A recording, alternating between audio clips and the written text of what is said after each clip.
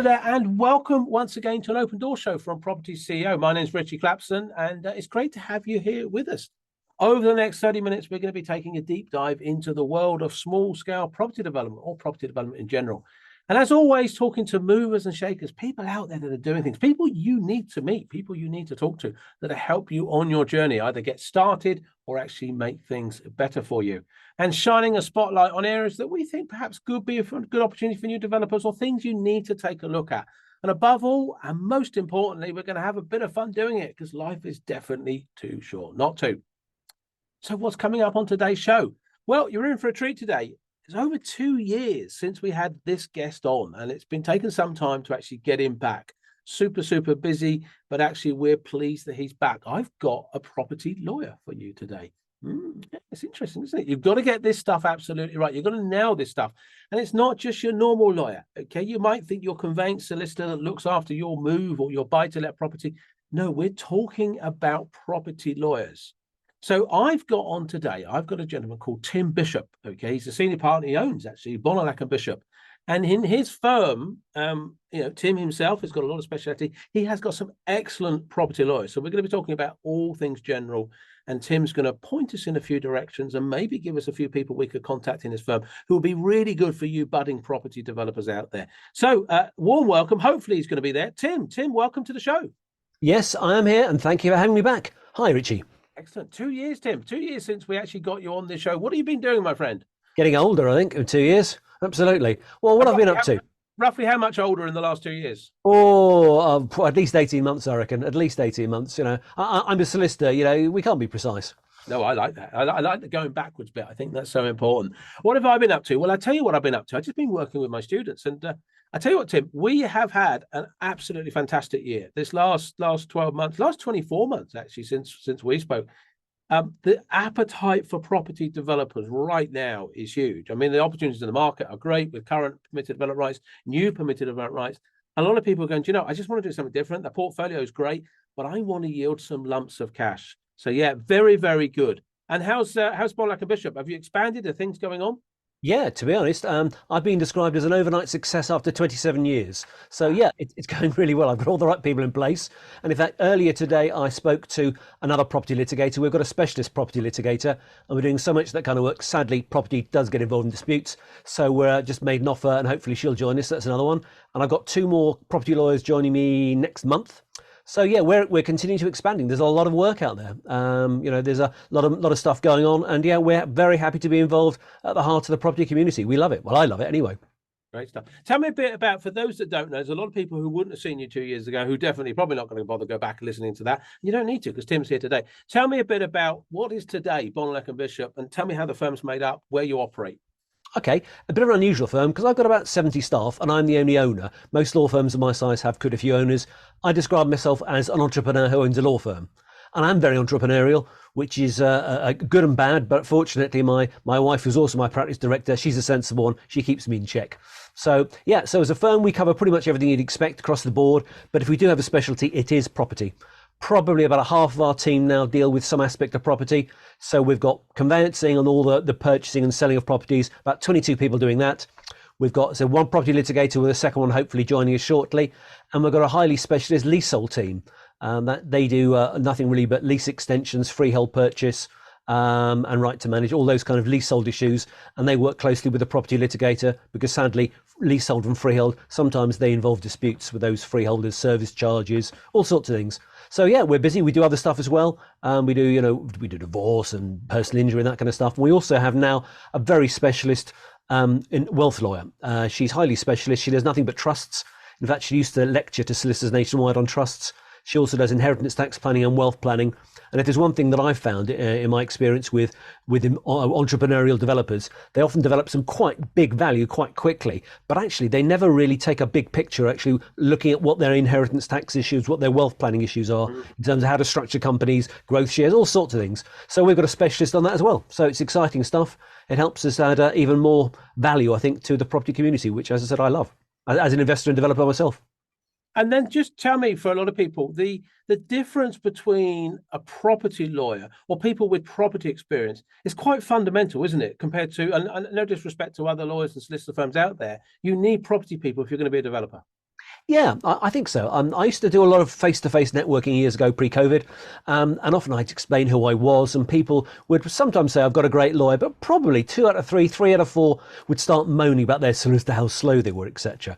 And it took me a while to pick up, but after 2 or 3 years, it occurred to me very simply what the problem was. They were using ordinary conveyancers, people who are perfectly adequate in buying a house from Mr. and Mrs. Jones on the local estate. But when it comes to developers and investors, there are different issues. Number one, it's speed. Mr. and Mrs. Jones talk about speed, but it's really about emotion. They're not really usually in a particular hurry. Investors, on the other hand, if you don't move quickly, you lose the deal, you lose bridging, etc. Then there are all those other aspects of conveyancing or property with developers and investors, things like bridging loans, buying in a company, options, overages, before you get involved in things like delayed completion and these kind of issues. And the average conveyancer has no idea of these things, and sometimes they dabble a bit. Our guys don't. We've got an entire team who deal with this, so I don't get my routine conveyancers who deal with Mr. and Mrs. Jones on the local estate very well. I don't get them to do this kind of stuff. So I think the issue is having people who understand investors and sort of say, yes, we know what you're going through, and we're aware of those issues. No, that's absolutely perfectly good. Excellent. I like that. I think that's so important. If you are listening to this, don't underestimate that. And quite often a good lawyer can steer and question and challenge you. Are you sure you want to do this exchange and delay completion? Are you absolutely certain you're ready to exchange because you've got that commitment and so on? Okay, what's going on? What's hot news right now in the world of property development, Tim? Anything to tell us? Well, certainly there are a couple of legal issues, I suppose. I'm not sure they're hot, but they're certainly very contemporary. So number one is landlord and tenant, not my area of specialism. I don't actually run cases anywhere anymore. I run the business and I'm an investor. But Section 21, which many people will know about, it's a landlord and tenant thing. In essence, basically, it's no fault eviction. The government have been talking for a while about scrapping that. In the last 2 or 3 days, they said they've now put that scrapping on indefinite hold. So therefore, as far as we're concerned, provided this Conservative government lasts for a while, it's unlikely that they're going to do anything further on that. What they also said that none of the commentators seem to have picked up on, unless you're in the legal press, is that at the same time, the government were considering a special housing court, because it's not just actually what the law says, it's actually the speed, the process is a big issue. And anybody who's gone through the courts recently will know they're unbelievably slow. The land registry, for example, unbelievably slow. The record we've come across so far is 22-month delay at the land registry. 22 months. Phenomenal. 22 months to actually get something registered. Yeah. I bought something last summer and it took 6 months. Mine wasn't urgent, but I've come across 22, yeah. Anyway, going back to what I was saying. So Section 21 looks like it's on the back burner, at least the Conservative government, though, of course, with a Labour government potentially coming in, according to the polls, that may be a different kettle of fish entirely. But also said they're no longer going to go ahead with a housing court, yes. The government's own committee gave some evidence saying that actually they thought it was an issue, too much delay, needs that kind of a housing court. And the government came out, I think it was last Friday, and said they considered it, but no, they think the current situation is quite adequate. So therefore, that won't happen as far as we can see any time in the near future. Again, new government, who knows? So that's probably the latest change in the last 2 or 3 days. Interesting. I know there's been a lot of chat over recent times about freeholds and leaseholds, and obviously a lot of new developers are looking at converting existing commercial buildings. They end up with flats, they end up with this leasehold position. But could you just update us just from your knowledge? I know you're not an individual property specialist, you run the firm, which is great to have you here, but what's your sort of thoughts on what's going on with this freehold leasehold positioning? Okay, well, my team do a lot of this, so I suppose I know a little bit more than this than some other areas. It started off a few years ago. There's been a lot of controversy about freehold and leasehold. Particularly, I know there's a big movement saying people should not own just a leasehold, because a leasehold effectively isn't owning a flat. It's merely being allowed to stay in the flat for a certain number of years, subject to a great load of conditions in the lease. So there's been lots of talk about replacing that. There are 3 options. You've got freehold, where you own, obviously, whoever owns the whole of the block. Leaseholds, where people own individual flats within that, and common hold, which is a bit more like freehold. Now, common hold is many people's idea of the answer. It's been in for over 20 years now, and last time I checked, there were 19 freeholds in the country. 19. It's not a misprint, 19. So it hasn't taken off at all. 19 common holds in the country. That's all there is. Absolutely. So whenever the government say, yes, let's go ahead with freehold, public aren't interested for whatever reason, has not taken off. Can you explain what a common hold is? Well, it's kind of it's a bit more complicated, but in essence, it's where the leaseholders own the freehold as well. So rather than just having a leasehold, it's a bit more complex, but in principle, it gives them the whole of the block control. They've got it in Scotland. A lot of people say, isn't Scotland great? But on that subject, some really interesting research I came across This was in The Economist. I'm a great fan of The Economist magazine. And it was there, a year or so ago. And there was some stuff about common hold in Scotland and the level of maintenance of blocks. Because one of the big problems with particularly larger blocks are maintenance issues. Either the freeholder is not doing enough maintenance, because usually it's the freeholder responsible for the roof, the common parts, the garden, the lifts, etc. And so that's been a big issue. But in Scotland, apparently, although common hold is the predominant situation now rather than freehold, the Scottish government are very concerned because the standard of maintenance in those self-owned blocks is very low, lower than in England. So there are real issues there.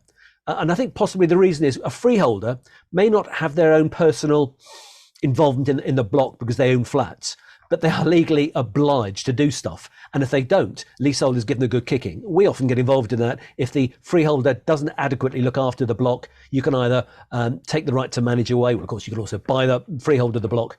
And so interesting in Scotland, where it's left to the individuals, sounds great, but the average level of maintenance is low, and it's quite an issue in Scotland. But anyway, so these individuals, they own these blocks between them, or they own the freehold in a common hold between them, and they're not spending the money to look after their own asset. Yeah, absolutely. Yeah. And is that common hold position, is that exactly the same as if you were selling, say, 6 flats and you give them 1/6 of the freehold each? I don't think so. I'm not a specialist on common hold.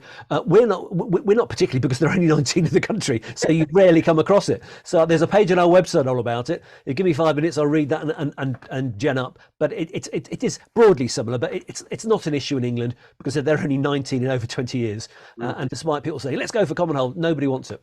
So at the moment we've got leasehold and freehold, and as you say, share of freehold. Yeah, and at the moment there's this positioning of we used to be able to, as developers, sell these freeholds off because these freeholds had great value for long-term investment. But now we're back to peppercorn rents. Who would have bought these freeholds? Where do you think the appetite is for those sort of investment these days with these peppercorn rents? Well, it's a big change. In the past, I guess there are some small people who own freeholds, but they're a combination of pension companies and large freeholders. So for many years before we sacked them, we acted for a very large freeholder. Now, even 10 years ago, they owned something like the freehold to 16,000 buildings. So they had a lot. So they would make their money. They'd buy the freeholds, and they get the money on ground rent for years. And then also they get the money for lease extensions or free share of purchase. And also there are opportunities sometimes for other expansion. They might want to put, I remember they made, I think 10 grand a year for putting an aerial on a roof in London. There was it was on a hill, this block. So they got a nice, easy 10 grand. So that's kind of why they made their money.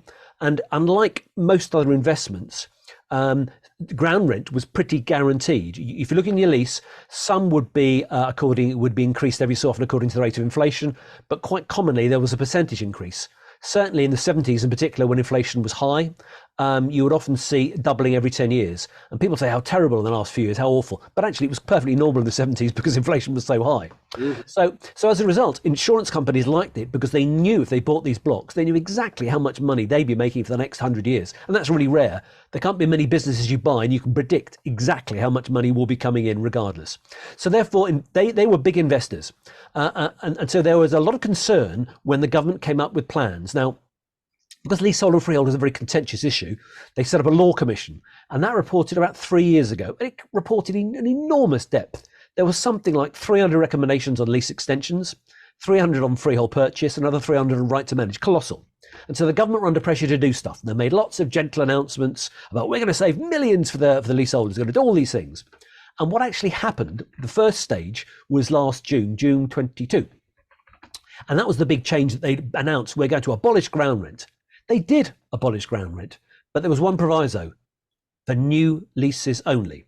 Yep. So in other words, if you had an existing lease, made no difference at all. If you had a new lease, and that's exactly the scenario we're talking about, where, for example, you build a block of flats and then you sell them off as leasehold, or alternatively, you buy a freehold building, you title split, sell them off as leasehold, there'd be new leases. So you could no longer charge ground rent, or as you say, it's a peppercorn rent, which is technically nothing. But that didn't apply to anyone before. The only way it would apply if you ended up with a new lease. And sometimes leases are so old-fashioned, they're just archaic, out of date. Sometimes you do end up with a new lease for various reasons. So it would apply to those as well. So it doesn't affect existing leaseholders at all, but it made a big change. So that was the first change. Suddenly, of course, that makes freeholds much less attractive. Before, there were some substantial sums to be made, which you mentioned earlier. Yes. We did a lot of these sales, and we worked with one guy in particular who specialised in acting as a broker for selling on freeholds. And I remember speaking to him, the highest he ever got was 35 times ground rent. That's 35 times the annual ground rent. Yeah, So yeah. payback period, 35 years. It's considerable. So, for example, if you have a block of, say, 4 flats, if it was, say, 200 quid a ground rent, which is not unusual, that'd be 800 quid a year times 35. That's the kind of income you get, which for 4 flats is really high. It wasn't always as high as that. It went up and down a bit. But obviously that's now gone. So all of a sudden, that extra top up, which could be substantial, 5-10% perhaps of the value of the block, which is massive in terms of profit. It might be third half your profit. Suddenly it's largely gone. So holding it now, there are potential advantages. Some people, you can make money out of service charges. You charge an admin charge for service charges. You may get options to develop. So if you've got the car park, or you've got some green area, or you've got or you're on a hill, as I said earlier, and you could find someone happy enough to give you money for that, or you could even develop the loft, for example, or the top floor, top hat. Extend up, extend up. Yes, they're all possibilities of the freehold, but the core, the regular income in future is gone. So as a result, freeholds are much less attractive. I've seen some people describe them almost as a burden rather than actually as a potential nice earner and a big chunk of your profit. So it's a big change. I wonder which way it would go. I wonder whether the common hold would come in. You talked about 19 properties. I wonder if we're sat here this time next year, we could have that 19 as 100 or 200 or 300. It could be the way to go. I see no sign of that happening at all. The governments have say let's go for common hold, but no one seems to bother. It's been there 20 years. And 19. So I don't think that'll happen. 10, 15 years, who knows? Given what's happened the last 2 or 3 years, my crystal ball is in for repair. I can't predict, but it's not going to happen the next couple of years. The Labour government will have so many other things to look at. I think they're going to rush at common hold, and given the Scottish experience, although individuals say yes, we want common hold, brought in, well, we'll use it. No one does. So that was what changed, but there's also what will change. The government have also. The Conservative government, again, as long as they stay in power, they have also made some other announcements. It's almost like Mark II of the leasehold reforms. And this involves 2 or 3 things.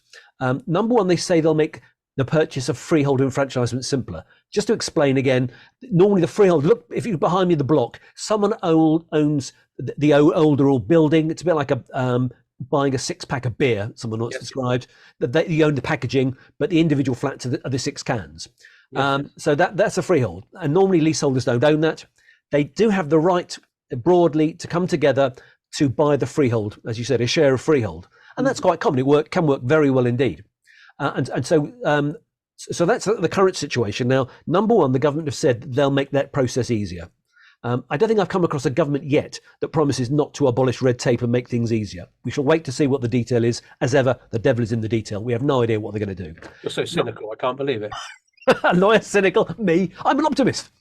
Number two, they have also said that they will make the process of valuing the premium. To buy the freehold, clearly it has a value, and therefore you would pay a premium to the landlord. At the moment, it's a very arcane system.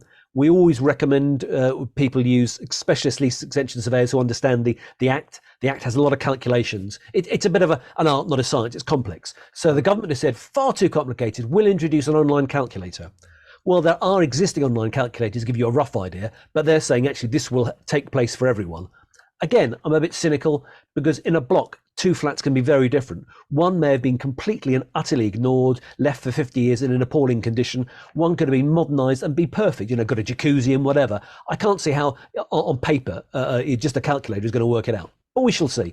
They've said that those calculations will be automatic and therefore make life easier. And also that would help people to plan costs, because at the moment you can only get an estimate really. But we shall wait and see. If that's the case, then the lease extension surveyors run out of business entirely. So that's number two. Thirdly is potentially the biggest thing for leasehold owners. Okay, this is big, is it? Yeah, potentially. Well, it depends. Again, it's a bit like ground rent, and I think it'll be like ground rent. At the moment, you buy a lease. Now, when I grew up, the average lease was probably 99 years. These days, 125 years is back in fashion. But those leases, obviously, every year they get shorter. So, for example, I was born in 1962. So say 1970, I was 8. I thought that these flats were new, nice and modern. They look modern, and it still sounds modern to me. But actually, it's not. It's 63. No, 53 years old.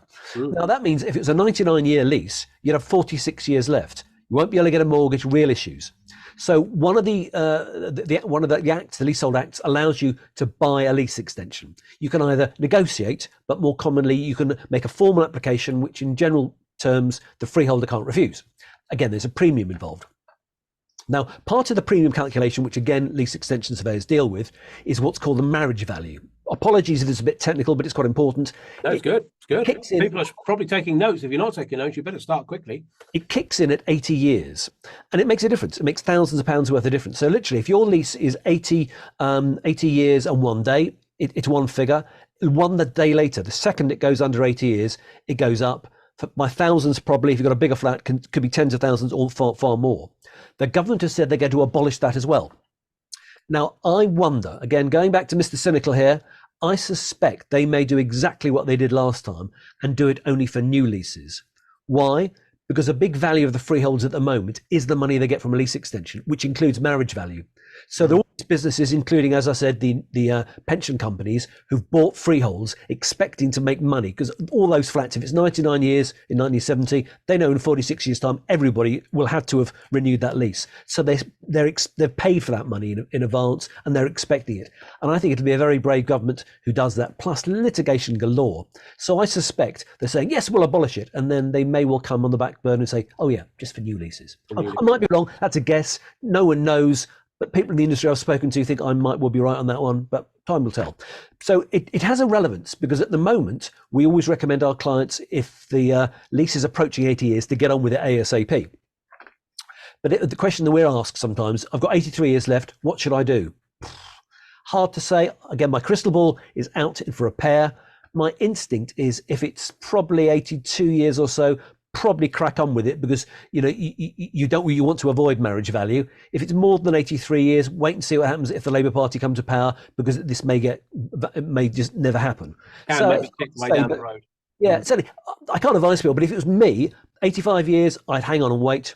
81 years, I'd crack on. Excellent. In terms of getting a lawyer on board, okay, a lot of people that start out, get involved in property development, a question I often get asked is, when should I appoint my lawyer? Should I wait till I find a deal? Or should I go out and find a lawyer that I get on with and build a relationship now? What's your advice on that? I'd suggest, if you're serious about it, do your homework in advance. Find someone. And what you don't want to do is last minute and suddenly have to rush around, because let's find it, when you got the deal, you get excited. The entrepreneurial genes kick in and we get desperately excited about stuff. And the lawyer can seem a rather boring part. And the danger is, if you leave it to the last minute, it'll be the least exciting thing, and you'll rush it. And I wouldn't do that. Find someone who you think actually can really do the job. Find someone who you can talk to. There are some lawyers that can be great lawyers, and I've had them over the years. Great lawyers, bad at communication. Just they're difficult to get on with. They're no longer with me.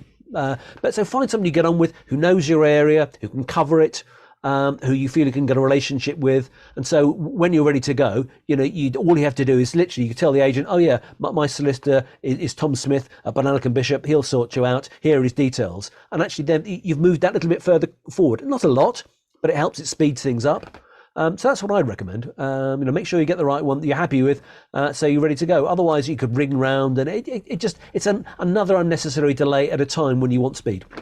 How do you know a good one from a bad one? Okay, Bonallack and Bishop, obviously they're clearly fantastic lawyers because you're here.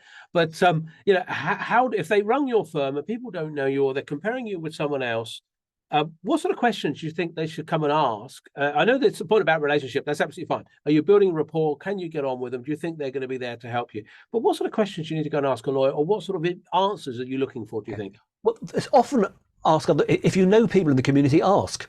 That's a good sign. For example, we are, I think, recommended solicitors on 3 property groups.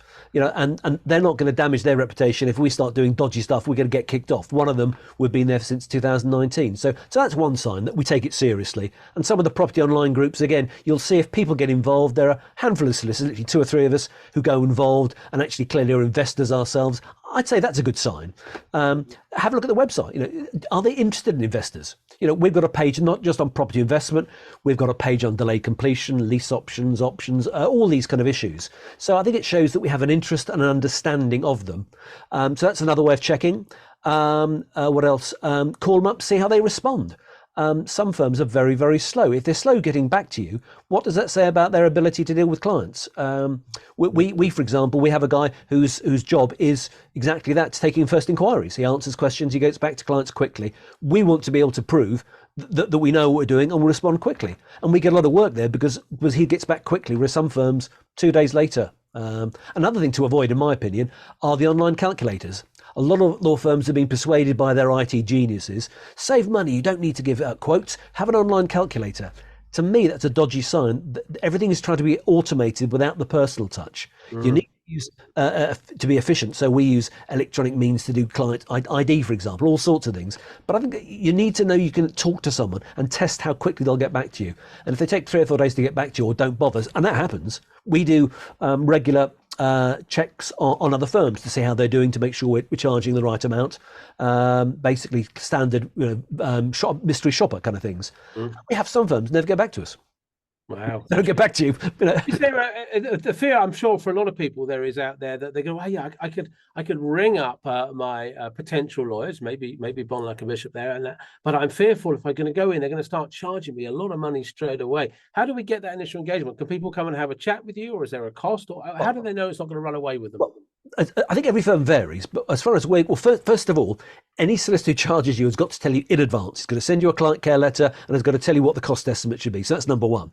So if you talk to them and then they send you a bill and they haven't mentioned costs, they can't do it. Simply say no, don't pay. That's number one.